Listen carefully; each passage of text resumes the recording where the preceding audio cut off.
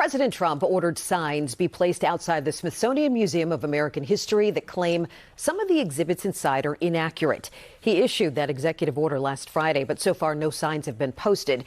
It's the president's latest effort to shape the way the nation's history is told.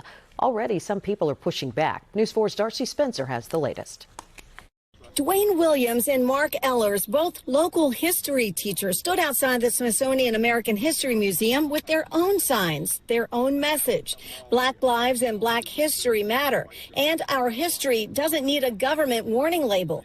It's a reaction to the president's executive order demanding signs outside the museum that corrects what he calls inaccurate information without giving specifics. We're a great country. We're good and we're ugly too. And if Americans know that story, they'll be comfortable understanding it, and they can reconcile and decide what they think and what they think is the most important part of the story. But we don't want people to be silenced, and we want people to be marginalized. Both were inspired to engage with the public because there's a concern that the warning signs, which have not yet materialized, could sow distrust in the Smithsonian and the telling of America's story. It's really important that they understand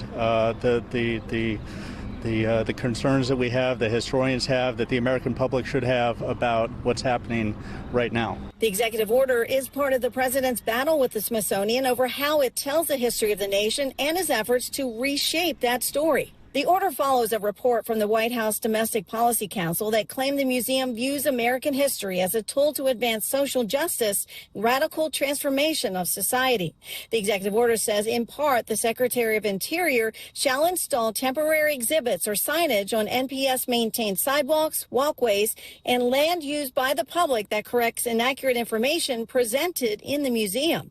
And it follows testimony from the Museum of American History's director, who was grilled by Republican members of Congress last week. Chandra Manning is a history professor at Georgetown University. There were 2 hearings last week in Congress, and the same thing happened. There were plenty of things that people don't like about the museum, but really no one was able to point to falsehoods or inaccuracies there. She co-founded a group called Citizen Historians for the Smithsonian, which uses volunteers to document Smithsonian exhibits. As I was walking. Volunteers also showed up outside the museum to greet and thank workers as they arrived to show their appreciation. Essentially, someone is proposing planting signs all around their place of employment saying that that they're not good at their job, and that is a demoralizing thing for anybody to experience.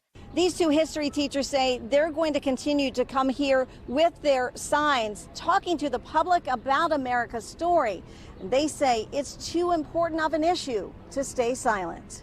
Along the National Mall, Darcy Spencer, News 4. We reached out to the White House today for guidance on that executive order. We have not yet heard back.